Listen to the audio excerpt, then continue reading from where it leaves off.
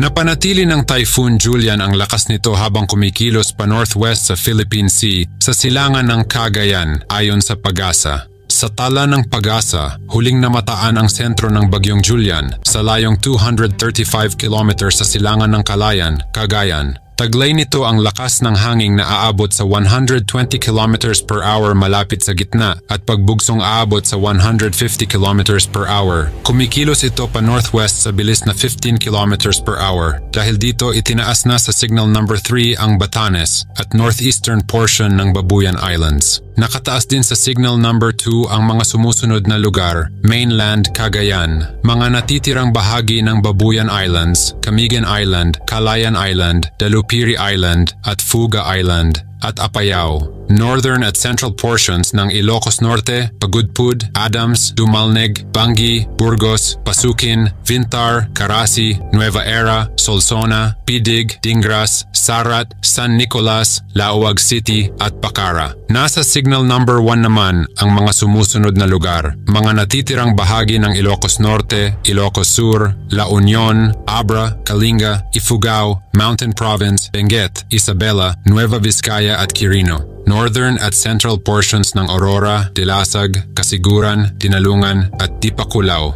Sa forecast track ng PAGASA, inaasahang patuloy na lalakas pa ang bagyo sa susunod na 24 hours hanggang 36 hours habang kikilos ito patungong Batanes o Babuyan Islands. Narito ang kabuuang ulat panahon mula sa weather specialist ng PAGASA. Ito ang sentro ni Julian. Kanina ay huling namataan sa layong 235 kilometers. Silangan niya ng Calayan, Cagayan. Ito ay nagtataglay ng lakas na hangin na 120 kilometers per hour malapit sa sentro at bugso na abot sa 150 kilometers per hour. Kumikilo sa direksyong Hilagang Kanluran sa bilis na 15 kilometers per hour. So dahil nga dito kay Julian nakataas pa rin, ang pinakamataas na tropical cyclone wind signal natin ay signal number 3 dito sa may Batanes at ang northeastern portion ng Babuyan Islands. Although ang pinakamataas na tropical cyclone wind signal natin ngayon ay signal number 3, hindi naman natin tinatanggal yung posibilidad o posible ang highest warning natin ay signal number 4. Asahan naman natin yung mga bugso na mga malalakas na hangin dulot pa rin ni Julian sa may Aurora, Calabarzon, Romblon at Bicol Region, sa may Pangasinan, Zambales, Bataan, Aurora, Quezon, Romblon at Bicol Region. Signal number 2 naman sa may Mainland, Cagayan, nalalabing bahagi ng Babuyan Island sa may Apayao, northern at central portion ng Ilocos Norte. Naasahan nga din natin na magdadala ng mga malalakas na pag-ulan itong si Julian. Intense to torrential rains, more than 200 mm na mga pag-ulan sa may Batanes, Babuyan Islands at Ilocos Norte.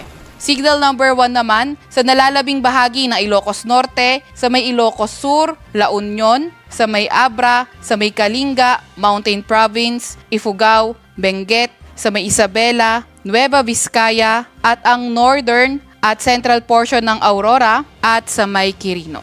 So inaasahan nga natin sa mga mountainous areas o elevated areas na posible yung mas mataas na mga pag-ulan at sa mga nakatira sa mga landslide at flood-prone areas ay pinag-iingat pa nga rin natin sila sa mga banta ng pagbaha o pagguho ng lupa, lalo na yung mga inuulan noong mga nakaraang araw pa. Meron pa rin tayong nakataas na gale warning sa may Batanes, sa may Cagayan, kabilang ng Babuyan Islands, northern coast ng Ilocos Norte at Isabela. Kaya yung ating mga kababayang may maliliit na sasakyang pandagat, pati na rin nga yung mga motor bangkas ay mapanganib pumalaot dahil magiging maalon hanggang sa napakaalon ng karagatan. Narito naman ang mga lugar na walang pasok. All levels public at private, Ilocos Sur, Ilocos Norte, Laoag City, Batanes Province hanggang October 1, Benguet, Cagayan, Bagao, Calayan, Gataran at Tuao. La Union sa Balawan at Luna, Pangasinan sa Manawag, Mapandan at Rosales. Pampubliko lang sa lahat ng antas, Cagayan, sa Apari, Santa Praxedes. Preschool hanggang senior high school pampubliko at pribado, Cagayan, Enrile at Tuguegarao City. Yan muna ang ating weather update sa ngayon. Maraming salamat sa DOST PAGASA sa pagbabahagi ng kanilang mahahalagang insight sa ating panahon. Mabuhay ang Pilipinas!